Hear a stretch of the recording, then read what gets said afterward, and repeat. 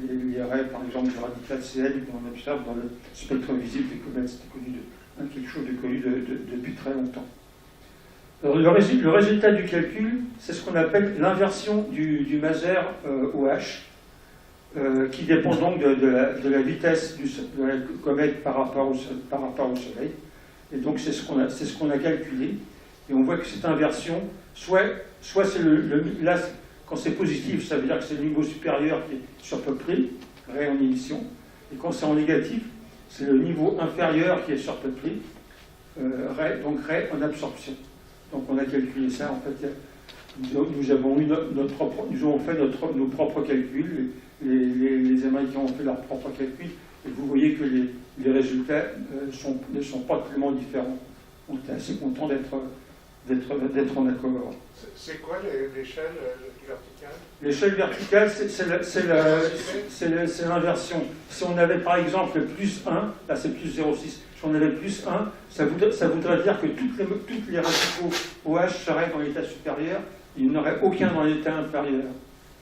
Et là, moins 1, ça veut dire que tout serait dans l'état inférieur. Qu'est-ce que ça veut dire, cette courbe? Parce que je ne comprends pas bien. Ça indique dans quelle proportion les radicaux OH sont répartis dans l'état supérieur ou inférieur. Et c'est ça qui va gouverner le Maser, qui va nous dire s'il fonctionne en émission ou en absorption. Et c'est quelque chose qu'il faut connaître lorsqu'on veut remonter de l'intensité de la raie que l'on observe à la quantité de OH. Ah, d'accord.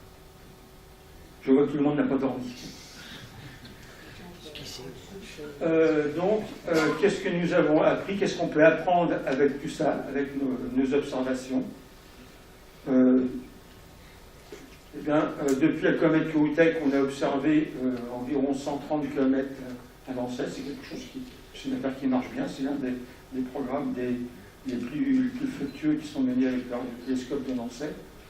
J'ai vu qu'on a fait environ 5000 observations individuelles. En fait, j'ai eu du mal à les compter. On a fait des milliers et des milliers. Je ne sais plus exactement combien. Alors maintenant, on a organisé tout ça dans une base de données, où pour une comète donnée, donc il y a l'archivage des données, il y a les spectres individuels, là où il y a en absorption. Et ensuite, on peut calculer avec toutes les conditions d'observation, l'inversion dont je vous ai parlé, et l'intensité de la raie OH, on peut calculer les taux de production de OH, la quantité de OH que la comète produit par seconde. Et ça, c'est important parce que cette quantité de OH, comme ça vient directement de l'eau, ça nous donne directement la quantité d'eau que produit la comète.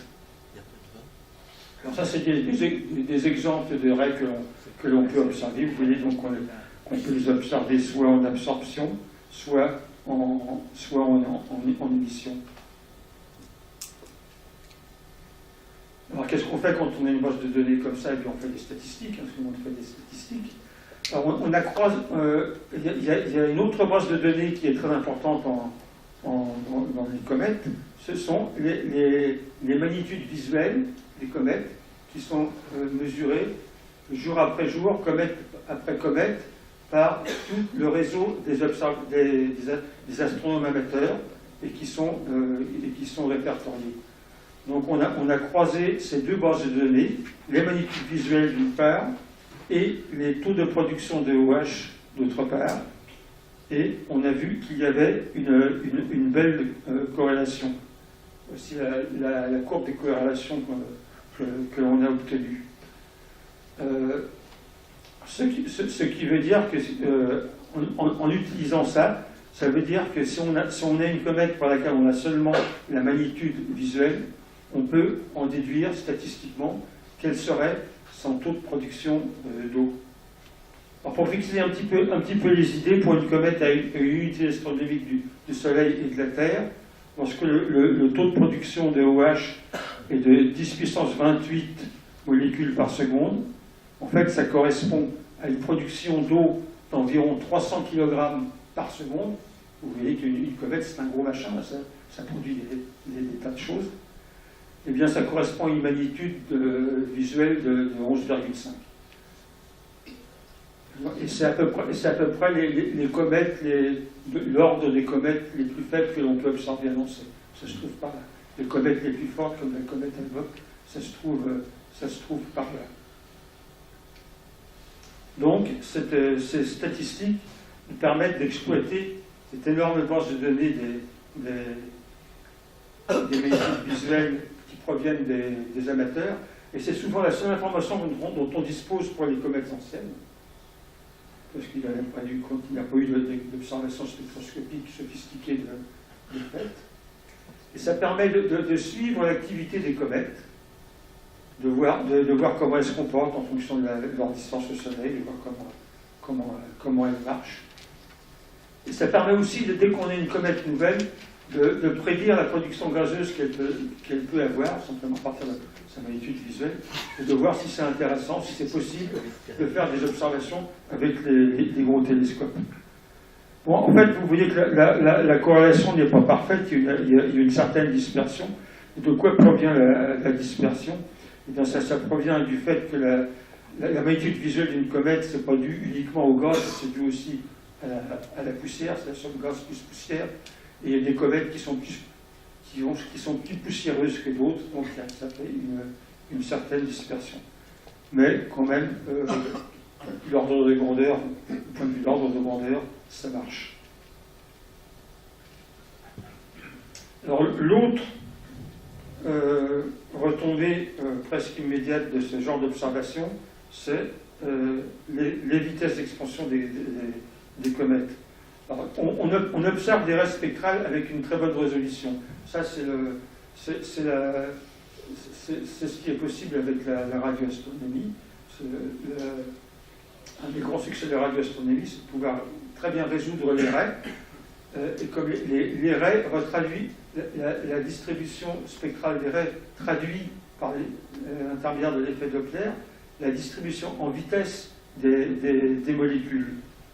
Si bien que quand on a une raie, par exemple, qui est large de 2 km par seconde, ça veut dire qu'il y a des molécules qui s'échappent avec 1 km par seconde dans un sens, avec 1 km par seconde dans l'autre, et qu'en gros, la vitesse d'expansion de la comète est de 1 km par seconde. Donc on a pu mesurer ces vitesses d'expansion, et avec notre base de données, on a ici représenté la vitesse d'expansion, représentée par des ronds de plus ou moins grands, en fonction de la distance au Soleil et en fonction de la production gazeuse de la comète. Et on s'aperçoit que la vitesse d'expansion, c'est ce que je vous expliquais tout à l'heure, ça s'explique très bien c'est le phénomène qu'on attend d'après la physique de l'atmosphère cométaire. La vitesse d'expansion est d'autant plus grande que la comète est plus productive en molécules et qu'elle est plus proche du Soleil. Vous voyez que de ce côté-là, les ronds, les vitesses d'expansion sont beaucoup plus grandes que là, où ce sont les comètes lointaines. Là, ce sont les comètes proches, et là, j'ai les comètes productives. Bon, alors, au cours de ces 40 années, évidemment, on observe beaucoup de comètes, mais les comètes qui sont plus importantes que d'autres sont les comètes pour lesquelles on a fait des campagnes internationales d'observation. La première campagne internationale d'observation, évidemment, c'était la comète Kohoutek. Et la dernière, c'est celle qui vient de s'achever dramatiquement, c'est celle de la comète Ison. Mais entre-temps, on a participé à beaucoup d'autres campagnes d'observation. Alors certaines ont été faites dans le cadre de missions spatiales, par exemple, pour la comète de Halley. Il y a eu les missions spatiales de survol de la comète de Halley, donc il y a toute une campagne d'observation qui a été faite en soutien à ces missions spatiales. C'est ce qu'on a appelé l'International Halley Watch. Ensuite, il y a des comètes qui ont été explorées, le Tempel 1 par Deep Impact, la comète Hartley 2 par Epoxy. Il y a eu des campagnes d'observation qui ont été faites, dont on a participé.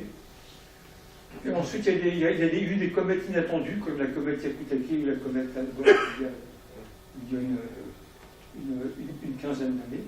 qui ont donné lieu à des belles campagnes internationales d'observation où, évidemment, on a participé. Et il y a aussi bien d'autres comètes, peut-être un petit peu moins montées en épingle, pour lesquelles on a fait des observations coordonnées à Nancy, et avec d'autres radiotélescopes comme ceux de l'IRAM, ou avec des télescopes spatiaux comme Odin ou la Chaise, j'en parlais tout à l'heure, ou avec des grands télescopes au sol.